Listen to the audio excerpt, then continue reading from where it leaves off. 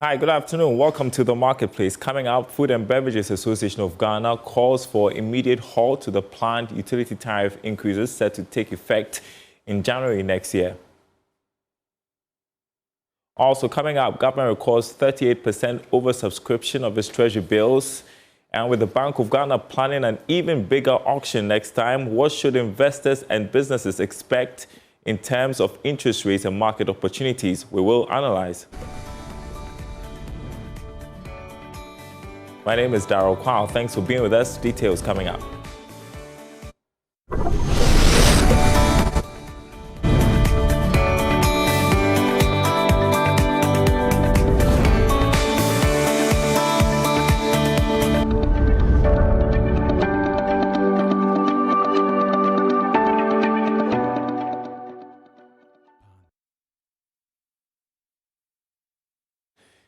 Thanks for staying with us, everyone. The Food and Beverages Association of Ghana is calling for an immediate halt to the planned utility tariff increases set to take effect in January next year. Electricity tariffs are slated to rise by more than 9%, while water tariffs are expected to jump by 15.92%. However, the association argues that the quality of service currently provided by these utility companies does not justify such hikes. John Awuni is chairman of the association. He emphasized this concern in a statement. He joins me on Zoom to speak more about this. Good afternoon to you. So FABAG says the new electricity and water tariff increases will hurt businesses and raise food prices. Can you explain how these increases would directly affect businesses and the cost of living for ordinary Ghanaians?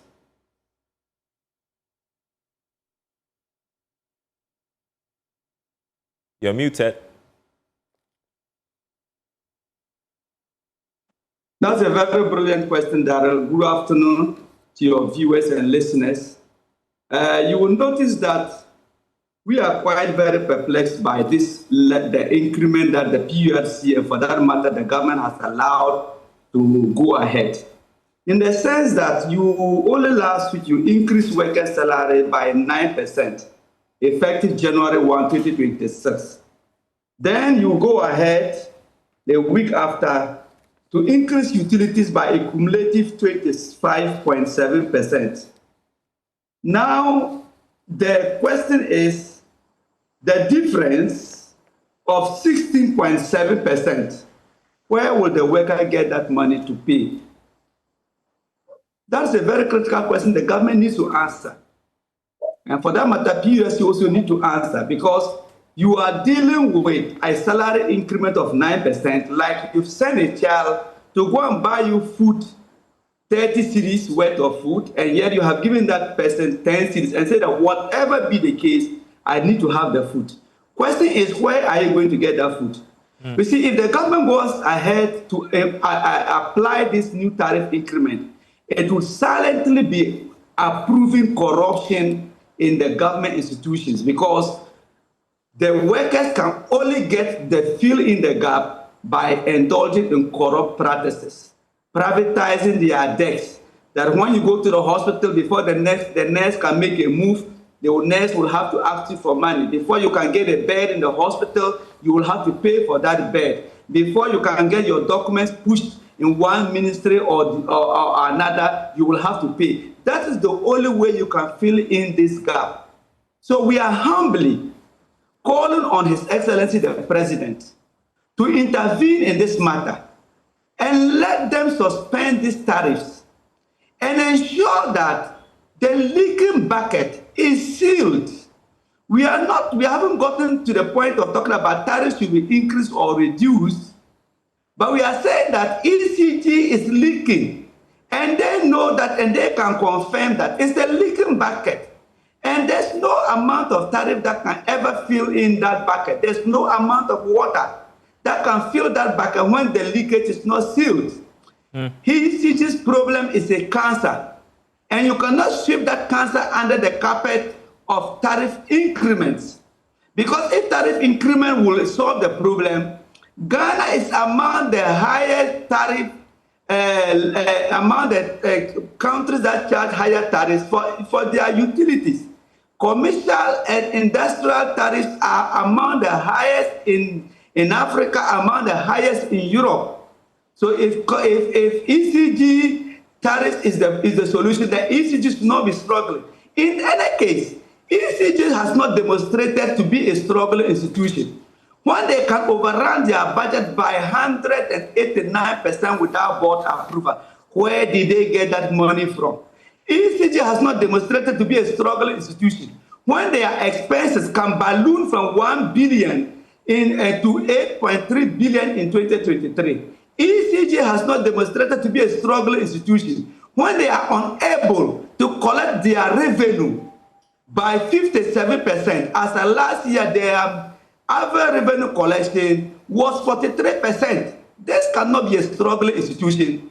When their commercial and technical loss stands at 32%, that cannot be a struggling a struggling institution. If you are struggling, you will do everything to protect your losses. You will do everything to reduce your losses. You will do everything to recover your costs, to get what you have sold out in the market. You can't leave a debt of 67% hanging out in the market, only to come back requesting for additional money. What's the guarantee that that increment you can collect it from the market? I'm going to ask you about what sort of reforms you want to see with these utility companies before any further hikes in tariffs. But I just want you to help our audience appreciate how this is a burden on businesses, for instance, under FABAG. Every business depends on power, depends on water for production.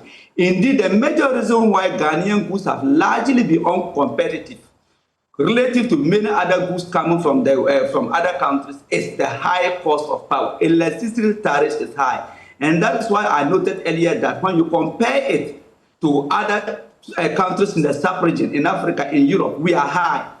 So the cost of production is already very high. Now, with this increment, that means that the cost of goods will go up almost by 30%. The inflation rate they are dealing with that now, it is 6.3. It will definitely go back, bounce back, because food inflation is a very critical element in the basket of goods in the basket of the inflation targeting. So definitely the cost of goods will go up come 2026 by almost 30%, if not more. Then also you are dealing with a high cost of standard of living for consumers. Consumers will have to battle with high prices of goods, which will go a long way to deal with their standard of living because they will not be able to meet their demands. Already, your salary has been increased by 9%, and yet utilities have gone up by 25.7%. So you are already deficient from the start. And this is the utilities they are necessities.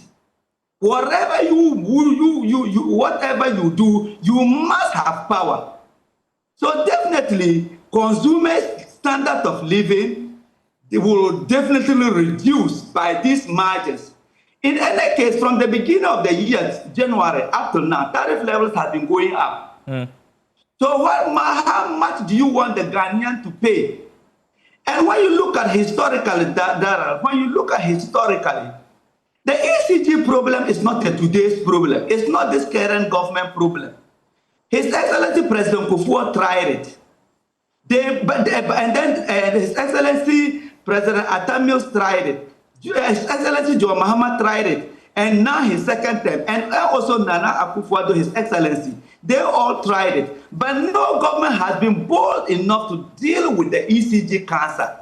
And we are saying that for His Excellency the President to leave a lasting solution, once he sold a reset agenda to the people of Ghana, then they must face the bull by the horns and deal with that cancer.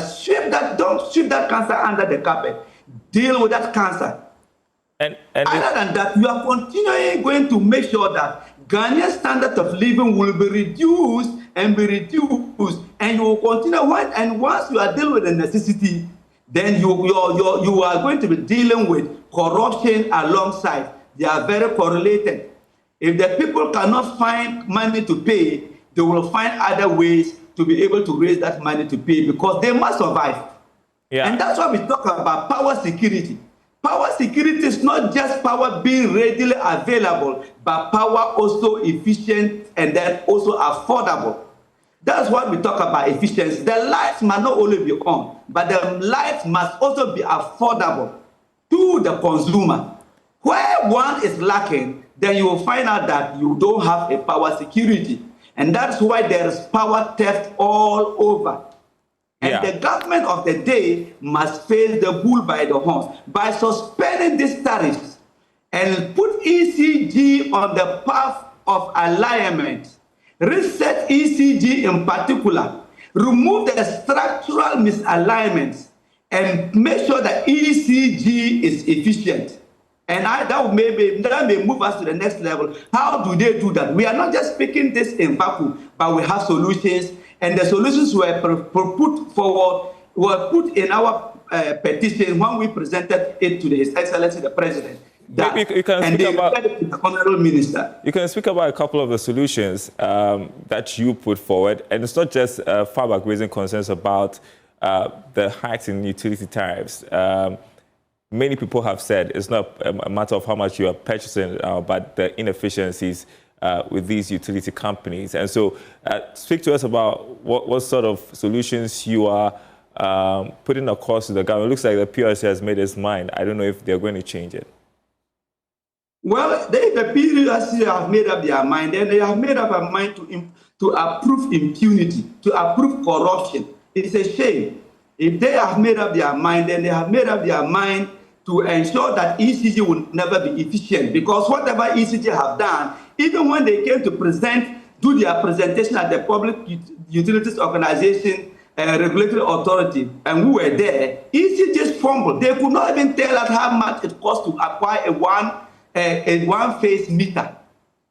These were senior officials. They could not readily tell His Honorable Moses Asaga and Anaya Adentua how much it costs to acquire a one single-phase meter. This is not an institution that requires a tariff increment. We are saying that let the meters work. There are too many meters in the system that are not working. We are saying that let them improve upon their revenue collection. Government is the biggest consumer of power. So if ECG needs improvement, let the government make sure that they get all the money in terms of their utility bills paid. Controlling Accountant General can deduct all utilities payments from source and credit ECG account. Let the ECG people reduce their technical and commercial losses from 32% downwards.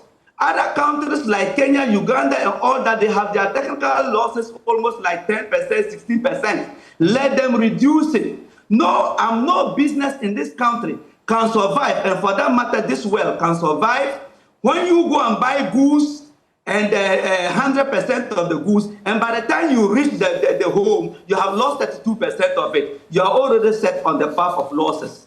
Then when you sell the balance of those goods, then you are able to collect only 43% of that revenue. There's no business that can ever survive. That's why we are saying that let the Public Utility Regulatory Authority, let His Excellency the President and his government, let these people account for their stewardship at ECG. How did they manage to overrun their budget by 189%? How did they manage a struggling institution managed to let their expenses balloon from 1 billion to 8.3 billion in 2023, about 700% increment? How on earth can a struggling institution have money to spend in that way? Look at the Auditor General report, embarrassing, blatant corruption, and we are approving this with tariff increment. This is a shame. It's very unacceptable. And we think that ECG needs support, and there are very many well-meaning ECG staff who are also crying. As we speak now, ECG cannot even acquire three-phase meters. They don't have three-phase meters. So they need the support, they need efficiency. They have prepared meters that are not working, and people are consuming power for free. Put in a task force that will monitor power consumption day and night. People go and do illegal connection in the night, and daytime they remove it. Put in a task force, let them monitor and ensure that every kilowatt of power consumed is paid for. Let the ECG people change their attitude. Let them reduce their attitude. Okay. That they don't privatize their debts and behave as if supplying us power, giving us meters is a favor. We've got to leave it here. That is wrong. We've got to leave it here. I see you're very charged about this. I mean, issues that need to be fixed. And at the end of the day, it's the consumers that are also going to feel the brunt, right? Because then they have to pass. You have to pass on the cost to us. Thank you so much for your time. Hopefully, somebody is listening to what FABAG and other businesses are saying. Chairman of the Food and Beverages Association of Ghana, John Awuni, there. I appreciate your time. You're watching the marketplace. You're taking a short break. When we come back, we'll check out the financial markets. Don't go anywhere.